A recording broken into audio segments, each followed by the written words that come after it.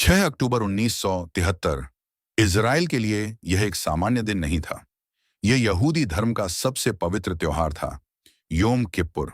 देश लगभग ठहर सा गया था, लेकिन उसी दिन दोपहर में मिस्र और सीरिया की सेनाओं ने अचानक इजराइल पर हमला कर दिया। यह हमला इतना विनाशकारी था कि इजराइल की खुफिया एजेंसियां हिल गईं। लेकिन सबसे बड़ा सवाल यह था, अगर इजराइल को हमले की जानकारी पहले से थी, तो फिर वह तैयार क्यों नहीं था? इस सवाल के केंद्र में था एक व्यक्ति, एक ऐसा आदमी जिसे कुछ लोग इजराइल का सबसे बड़ा जासूस कहते हैं और कुछ लोग मिस्र का सबसे बड़ा देशभक्त। उसका नाम था अशरफ मरवान। वह मिस्र के राष्ट्रपति का दामाद था। अरब दुनिया के सबसे शक्तिशाली लोगों में उसका उठना बैठना था, लेकिन साथ ही वह इजराइल की खुफिया एजेंसी मोसाद को गुप्त सूचनाएं भी देता था। क्या वह सच में इजराइल का जासूस था, या उसने इजराइल को जानबूझकर गलत जानकारी देकर 1973 के युद्ध में मिस्र को जीत दिलाने में मदद की? आज भी इतिहासकार इस सवाल का जवाब नहीं दे पाए हैं। यह कहानी है दुनिया के सबसे रहस्यमयी डबल एजेंटों में से एक की।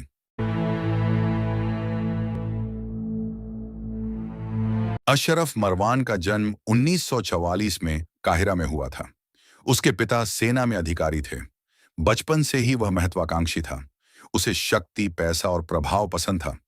कॉलेज में उसने केमिकल इंजीनियरिंग की पढ़ाई की, लेकिन उसकी जिंदगी बदलने वाली थी एक प्रेम कहानी। 1965 में उसकी मुलाकात हुई मोना नासिर से। मोना कोई साधारण लड़की नहीं थी। वह मिस्र के राष्ट्रपति गमाल अब्देल नासिर की बेटी थी। दोनों को प्यार हुआ, लेकिन नासिर इस रिश्ते के खिलाफ थे। उन्हें लगता था कि मरवान उनके परिवार के योग्य नहीं है। फिर भी शादी हो गई और एक साधारण युवक अचानक मिस्र के सबसे शक्तिशाली परिवार का हिस्सा बन गया। शादी के बाद मरवान को राष्ट्रपति कार्यालय में काम मिला। अब उसे गोपनीय दस्तावेजों तक पहुंच मिलने लगी। वह धीरे धीरे सत्ता के केंद्र में पहुंच रहा था। 1970 में नासिर की मृत्यु हो गई। उनके बाद अनवार सदात राष्ट्रपति बने। कई लोगों को लगा कि मरवान का प्रभाव खत्म हो जाएगा, लेकिन हुआ उल्टा। सादात ने उस पर भरोसा किया। वह राष्ट्रीय सुरक्षा और विदेश नीति से जुड़े संवेदनशील मामलों में शामिल होने लगा। अब उसके पास अरब देशों, सोवियत संघ और इजराइल से जुड़ी अत्यंत गोपनीय जानकारियां थीं। 1970 में लंदन में एक चौंकाने वाली घटना हुई। मिस्र के दूतावास में फोन आया।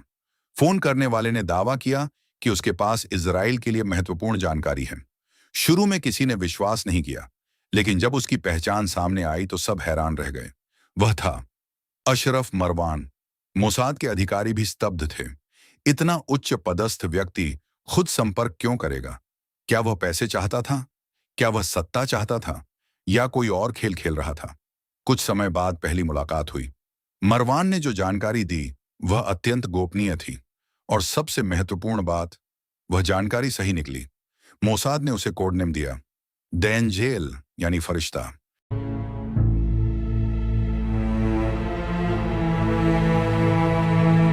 अगले कुछ वर्षों में मरवान ने हजारों पन्नों की गोपनीय जानकारी दी। उसने मिस्र की सैन्य योजनाओं की जानकारी दी, सोवियत हथियारों के बारे में बताया, अरब नेताओं की बैठकों का विवरण दिया।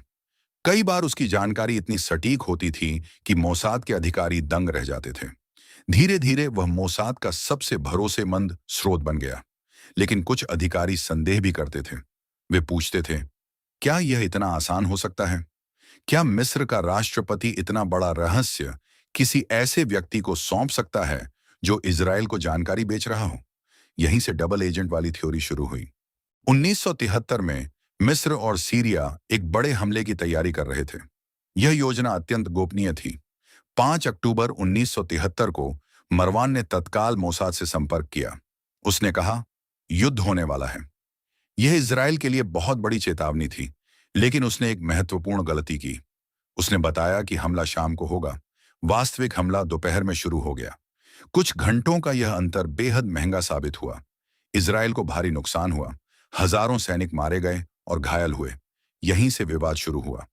क्या मरवान ने गलती की, या उसने जानबूझकर गलत समय बताया?